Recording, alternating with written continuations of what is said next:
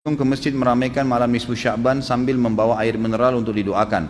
Ada yang baca surah Yasin 3 kali berjamaah dengan diniatkan untuk panjang umur, memperoleh rezeki dan mendapatkan husnul khatimah. Ada juga yang dilanjutkan dengan sholat sunnah. Apa hukum membaca surah Yasin 3 kali dan sholat nisfu Sya'ban? Lalu apa keistimewaan malam nisfu Sya'ban dan tuntunan apa yang disunnahkan? Ini banyak muslimin memang yang menyalahgunakan ya, dalil-dalil. Jadi mereka tidak memilah mana dalil yang sahih dan mana dalil yang lemah, apalagi hadis-hadis yang palsu. Hadis yang menjelaskan tentang masalah adanya solat di nisfu Sya'ban, solat secara khusus namanya solat nisfu Sya'ban itu tidak ada.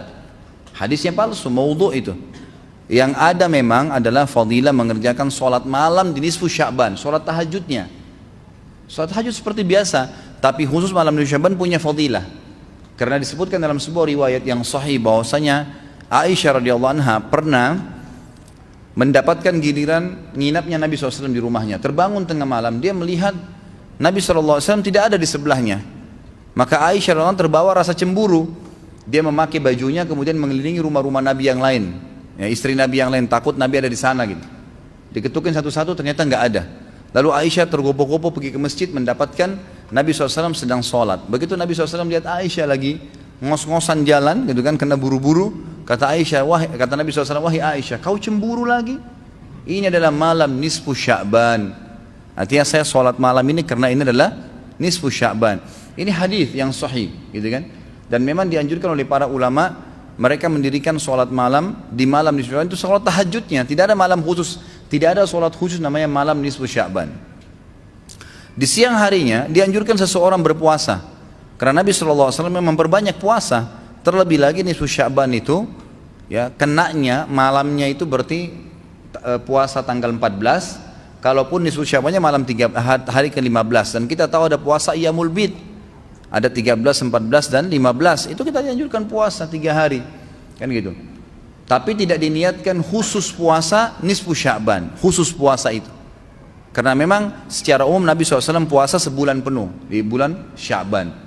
Kalau masalah membaca surah Yasin, ini tidak asing lagi kalau di Indonesia, semua harus surah Yasin, pindah rumah Yasin, orang mati Yasin, semua Yasin. Ditanya dalilnya, nggak ada dalil, gitu kan? Hanya karena surah Yasin dikatakan jantungnya Quran.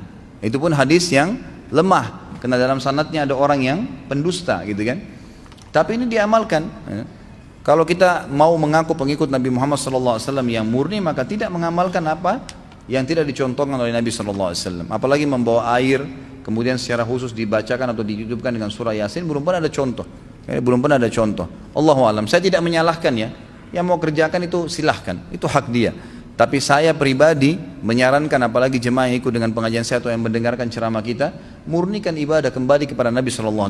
Nabi SAW tidak menghembuskan nafas terakhir kecuali sudah mengajarkan semua yang kita butuhkan. Jadi tidak perlu ditambah. Kalau kita tambah seperti kita sedang mengatakan, maaf Rasulullah saya lebih faham daripada anda.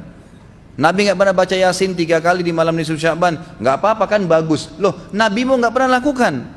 Nabi yang nerima dari langit wahyu, gak pernah lakukan, gak apa-apa. Berarti sama saja anda bilang, maaf Rasulullah saya lebih ngerti. Itu. Ini keliru, gak boleh. Itu.